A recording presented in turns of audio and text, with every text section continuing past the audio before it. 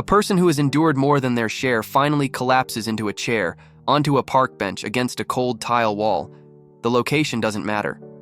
What matters is the sensation. They sink down not from physical weariness, but because something deep within them quietly gives way, like scaffolding buckling under pressure it was never meant to bear. And if you've experienced that moment even once, you understand it doesn't shatter with noise. There's no dramatic explosion. Instead, it folds inward, gently and without sound, as though your very soul murmurs, "I cannot carry all of this simultaneously." Those who have endured too much recognize that instant in ways others never will. The peculiar thing is you seldom realize you've transformed into that person until circumstances force the revelation upon you. Someone inquires, "Why don't things that should upset you actually bother you?" And you lack the words to clarify that it isn't composure. It isn't tranquility. It's the silent detachment that develops when your consciousness has stretched far past its intended capacity. It's the stillness that emerges when your feelings have run endless races without recovery time. Most assume resilience equals fortitude. But for those who have endured excessive hardship, resilience resembles a survival mechanism more than strength, something you adopt because alternatives vanished. Because of this, you possess a psychology others detect even when they cannot articulate it. There exists a weight to your presence, a profundity behind your gaze, a gentleness in your listening style, a thickness in how you hesitate before responding. You master the art of compressing your emotions into configurations that tuck into mental corners. You master continuing forward even when your internal landscape resembles a tempest. Resilience isn't strength. It's the art of surviving yourself. And there's something almost contradictory about it. People who have suffered excessively often appear enlightened, serene, developed, contemplative. They seem like the individuals who have everything figured out. But if anyone could access their internal universe, even briefly, they would discover that this maturity wasn't cultivated. It was imposed, not nurtured, but ripped out. Not selected, but demanded. Some individuals mature because they're cared for. Others mature because existence refuses to grant them the version of innocence or youth that everyone else seems to receive. And when you've absorbed more emotional burden than your frame was ever designed to hold, something shifts in how your consciousness constructs itself. Mental health professionals describe part of this as emotional hypercompensation. When someone's nervous structure has been flooded too many times, it begins restructuring itself, not elegantly, not smoothly, but frantically. It adjusts through heightened vigilance. It adjusts through emotional preparation. It adjusts through expecting disaster even when disaster isn't approaching. If you've ever questioned why you overthink constantly, or why you monitor for subtle shifts in attitude, or why you feel compelled to ready yourself for troubles that haven't materialized, this explains it. Your consciousness discovered that unpredictability posed danger, so it constructed safeguards you never consciously requested. And even if you recover, even if you progress, fragments of those safeguards remain like ancient foundations beneath a remodeled structure. Those who have endured too much often carry an unspoken education. They understand how to interpret quietness. They understand how to detect friction before anyone else perceives it. They understand how to navigate around disagreement the way someone steps around shattered glass. They understand what it means to soothe others while their own pulse races. They understand how to minimize themselves in moments when visibility feels threatening. They understand how to bounce back swiftly from letdown because existence never afforded them the privilege of collapsing. They cultivate emotional reactions that others confuse with character qualities, but these aren't character qualities. They're survival techniques, learned behaviors, psychological automatic responses hardwired into the nervous structure, and they frequently begin young. Studies in developmental neuroscience demonstrate that when someone encounters extended periods of pressure, ambiguity, or emotional flooding, the brain reconfigures. It grows more responsive to danger, more reactive to delicate signals, more synchronized to sequences that others disregard. People label it instinct, but for many, it isn't instinct. It's sequence detection learned through necessity. There's a delicacy in those who have suffered excessively, a mildness that originates from understanding what suffering feels like, not theoretically, but experientially. And this delicacy is frequently misread as fragility. But if you've navigated weighty moments, you recognize the reality. Gentleness doesn't originate from having an uncomplicated existence. It originates from having a challenging one. Softness is forged in fire, not in comfort. An existence that has instructed you in compassion through immersion. An existence that has demonstrated that everyone bears something they're not discussing. This compassion generates a peculiar contrast. You transform into the individual who consoles others so organically, so reflexively, that people don't understand you've never genuinely been consoled yourself. You comprehend others because you've had to comprehend yourself in ways most never do. You understand how to provide warmth because you've existed through frigid phases. You understand how to create space because you've had instances when no one created it for you. But behind all that compassion lurks something else. Weariness. The silent weariness of someone who has been resilient for too long. Not the external weariness you display to the world, but the internal one you bear alone. The weariness that doesn't prompt rest, but prompts withdrawal. The weariness that isn't resolved by sleep, only by recognition. You become someone who can shoulder everything except yourself. Someone who can attend to others but struggles to request assistance. Someone who distributes clarity but exists with uncertainties. And it's not because you don't trust others. It's because your consciousness learned early that depending on someone else was unreliable, and unreliability for someone who has suffered too much feels like the onset of instability. People frequently wonder why individuals who have endured too much become emotionally self-reliant to the point of seclusion. But autonomy for them isn't assurance, it's defense, it's armor. It's the most secure option in a world that has felt insecure too frequently. They master how to self-comfort, self-examine, self-revise, self-nurture. Not because they desire to, but because they were required to. And that establishes a sequence. The external world observes someone proficient, collected, stable. The inner world knows someone fatigued, receptive, silently flooded. And this duality molds their psychology in substantial ways. They grow accustomed to emotional paradoxes. They can be transparent yet protected, attentive yet removed, available yet remote, optimistic yet wary, emotionally abundant yet selectively expressive. Those who have endured too much don't evade openness because they reject it. They evade it because openness has historically arrived with repercussions. Disappointment, confusion, emotional imbalance. They discover early that openness is not a mutual experience. It's a gamble. And because of that, they reveal themselves in stages, not from calculation, but from self-defense. But here's the reality that almost nobody communicates to them. Nothing about them is damaged. Their responses make logic. Their wariness makes logic. Their profundity makes logic. Psychological adjustment is not a defect. It is a reaction to situations. The consciousness is a narrator. And when someone has existed through too many difficult phases, their psychological narrative grows more intricate. Their emotions become refined. Their internal universe becomes stratified with meanings others cannot perceive. And yet, despite everything, there is something profoundly magnificent about the psychology of those who have endured too much. They are frequently the ones who care silently but intensely.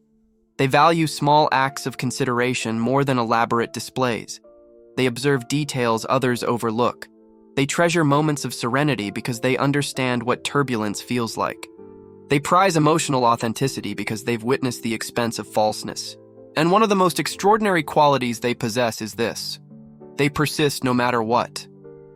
Even when their spirit feels weighted, even when their consciousness feels drained, even when their tomorrow feels ambiguous, they persist.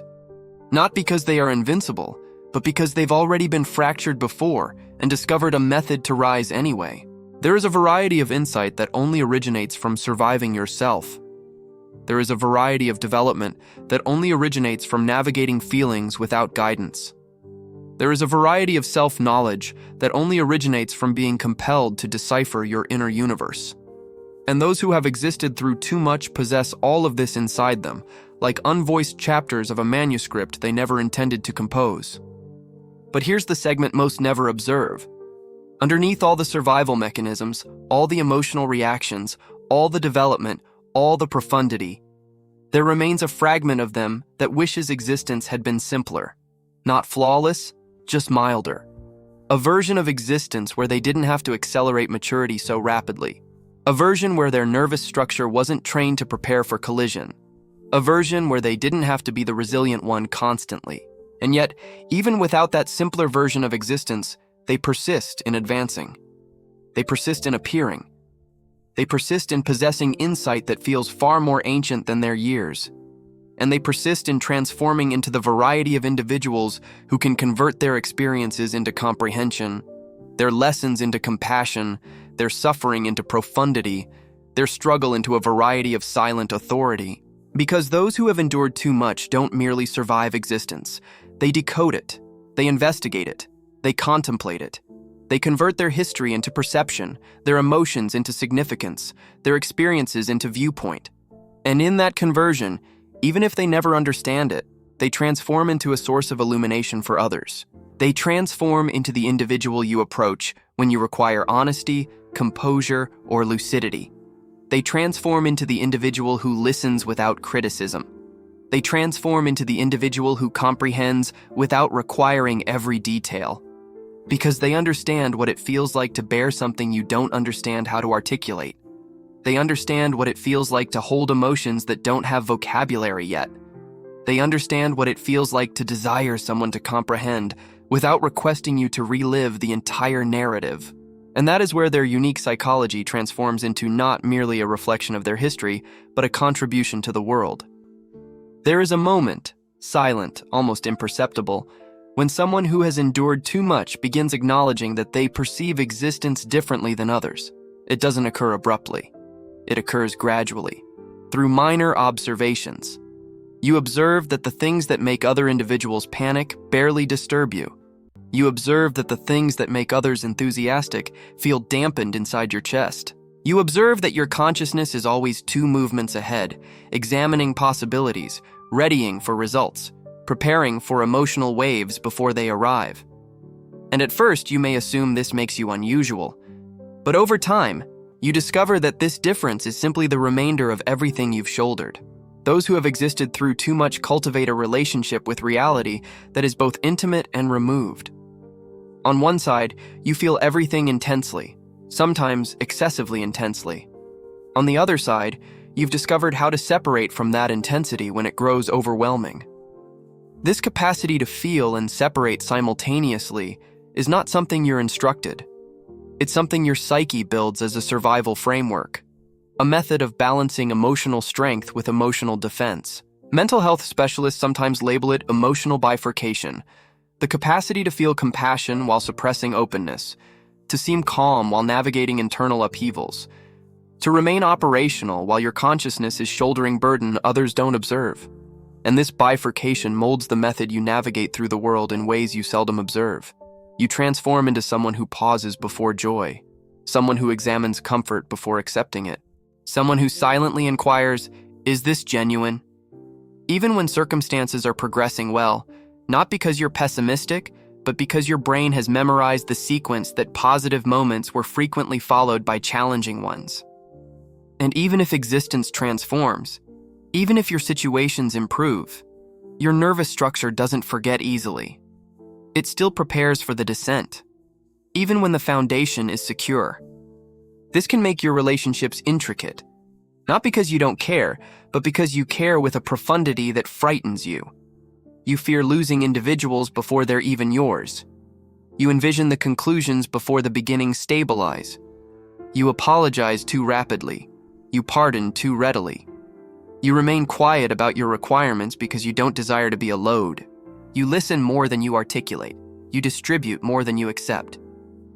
And when someone finally inquires, "What do you require?" you genuinely don't understand how to respond, because you never discovered to think about your requirements without feeling remorseful. Those who have endured too much frequently cultivate an unusual version of affection. Consistent, powerful, silently devoted, yet cautious. You don't care recklessly, but once you do, you care with an authenticity that feels scarce in today's world. You observe the minor things. You feel the emotional tone behind someone's language. You detect when they're hurting before they express it. You appear in methods others disregard, but that authenticity arrives with a cost. You are readily wounded, not by cruelty, but by carelessness, not by hostility, but by irregularity. Because irregularity feels like the beginning of desertion, and desertion, even the subtle variety, awakens ancient memories in your nervous structure. And this is what many never comprehend. When someone who has endured too much reacts intensely to something minor, it's not the present instant they're reacting to. It's the reverberation of all the historical instants where they felt insecure, undefended, unheard, or invisible. Their body responds to sequences even when the present is harmless. Their emotions shift based on connections that were formed long before they ever had the vocabulary to describe them. But instead of clarifying this, they stay quiet. They conceal their triggers. They mask their unease. They smile through discomfort. They prioritize harmony even when their own spirit feels unsettled because they fear being misinterpreted.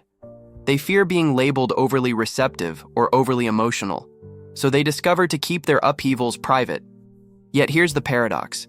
These same individuals are frequently the emotional foundations for everyone around them. They distribute clarity, viewpoint, significance. They are the ones companions approach with their most profound fears and most raw emotions, and they hold those emotions delicately, compassionately, without criticism because they comprehend. They comprehend in ways others don't. They've existed through things that compelled them to transform emotionally literate long before they were ready, and that emotional literacy grants them an unusual variety of vision. They can observe through facades. They can detect when someone is pretending. They can feel the friction in a conversation that others think is normal. They can tell when someone's "I'm fine" genuinely means "I'm not okay." They can identify emotional shifts with the precision of a finely calibrated instrument, and this can be both a contribution and a load. A contribution because it allows them to connect intensely with individuals. A load because it means they feel accountable for emotions that aren't theirs. They absorb excessively. They internalize excessively.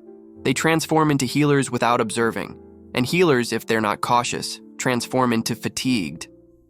This weariness appears silently, not through dramatic collapses, but through subtle retreats. Someone who has endured too much won't always express they're flooded. They'll simply transform quieter. Their messages transform briefer. Their laughs transform softer.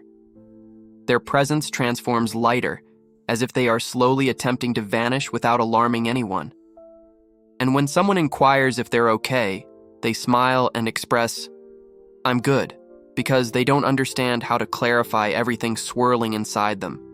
They don't desire to feel like a load. They don't desire to be misinterpreted. They don't desire to relive the emotions by placing them into vocabulary, so they keep it all inside. But there is another side to individuals like this, a side that is resilient in a method others can't grasp. Not loud resilience, not visible resilience, but silent resilience. The variety that endures, the variety that persists even when fatigued, the variety that keeps appearing for existence even when existence hasn't appeared for them. They've existed through too many emotional winters to be afraid of the frigid. They've walked through upheavals without shelter. They've reconstructed themselves from wreckage more than once, and that grants them something scarce. Inner fortitude. Not fortitude that looks heroic. Fortitude that looks ordinary. The fortitude to wake again, to attempt again, to trust again, to care again, even when it frightens them, even when they've been wounded, even when their consciousness murmurs that it's more secure to stay protected. Because deep down, those who have endured too much still desire connection. They still crave comprehension. They still desire gentleness. They still envision an existence where they don't have to be resilient constantly. And it's this hope, small, silent, but persistent, that keeps them advancing. But hope alone is not what molds their psychology. What genuinely molds them is the method they contemplate their experiences. They don't merely exist through suffering. They examine it. They decode it. They convert it into perception. They search for significance even in challenging memories. They discover lessons in absence, lucidity in turbulence, progression in heartbreak. And this generates a worldview that is both fragile and powerful. Fragile because it originates from genuine wounds, powerful because it generates genuine insight. Insight that makes them patient. Insight that makes them compassionate. Insight that makes them capable of observing existence from angles others can't. They comprehend that individuals are complicated, that emotions are stratified, that everyone has a narrative, and this viewpoint makes them pardoning, not from fragility, but from comprehension. They understand that individuals act from their own wounds, that wounded individuals sometimes wound others, that recovery is not linear, that limits are necessary, but compassion is essential. But there is one more piece to their psychology that frequently goes unobserved. They possess invisible sorrow, not always the sorrow of losing someone, but the sorrow of losing versions of themselves. The version of themselves who trusted readily, the version who felt carefree, the version who wasn't afraid of ambiguity, the version who assumed that everything would work out without readiness. This sorrow doesn't fracture them, but it molds them. It makes them quieter, more contemplative, more deliberate, more introspective. It makes them treasure moments that others disregard. A serene morning, a genuine conversation, a gentle touch, a secure presence. These minor things feel sacred to them because they've existed through phases when nothing felt secure. And yet, despite everything, they keep progressing, slowly, silently, in ways others may not observe. They discover limits. They discover self-value. They discover emotional regulation. They discover to differentiate between instinct and damage. They discover to reveal themselves again, not recklessly, but courageously. Because those who have endured too much are not defined by what occurred to them. They are defined by what they selected to transform into after it. They possess scars, but they also possess insight. They possess suffering, but they also possess compassion. They possess memories, but they also possess hope. And the more they comprehend their own psychology, the more they understand something liberating. They are not fragile, they are not feeble, they are not damaged. They are adaptive. They are perceptive. They are emotionally intricate in a world that frequently prefers simplicity. They are receptive in a world that frequently rewards detachment. They are contemplative in a world that frequently embraces impulsiveness. Their consciousness is not a battlefield. It is evidence. Evidence of everything they survived. Evidence of everything they discovered. Evidence of the profundity that can develop inside an individual when existence has refused to be mild. And maybe the most magnificent reality of all is this: any individual who has endured too much has the potential to transform into a lighthouse. Not because they're flawless, but because they understand darkness. Not because they always illuminate, but because they comprehend how terrifying it is to be lost. And in comprehending that, they transform into the variety of individual whose presence feels like guidance. The variety of individual who can offer warmth without requesting anything in return. The variety of individual who converts suffering into viewpoint and viewpoint into insight. They are the silent ones who discover to exist intensely, who discover to care slowly but completely, who discover to trust cautiously but meaningfully, who discover to reconstruct themselves until their inner universe transforms into a place they can finally feel secure in. And if you are one of those individuals, if you've existed through too much, felt too much, shouldered too much, then maybe it's time you understand this. Everything you transformed into wasn't accidental. It wasn't random. It wasn't fragility. It was adjustment. It was intelligence. It was emotional evolution. And now, even if you don't observe it yet, you have transformed into someone who is capable of generating a tomorrow far milder than your history. Someone who can fracture ancient cycles. Someone who can construct new emotional practices. Someone who can select gentleness without fear. Someone who can select affection without losing themselves. Someone who can select an existence where resilience is no longer a survival mechanism, but a conscious, serene expression of who you are transforming into. You didn't merely endure too much, you progressed through it. And that progression, even if it originated from suffering, is now your silent authority. If this resonated with you, hit that like button and share this with someone who needs to hear it. You're not alone in this journey. Drop a comment. I read every single one. And remember, here at Winds of Thought, we explore the depths of the human experience together. Subscribe so you don't miss the next video. Until then, be gentle with yourself.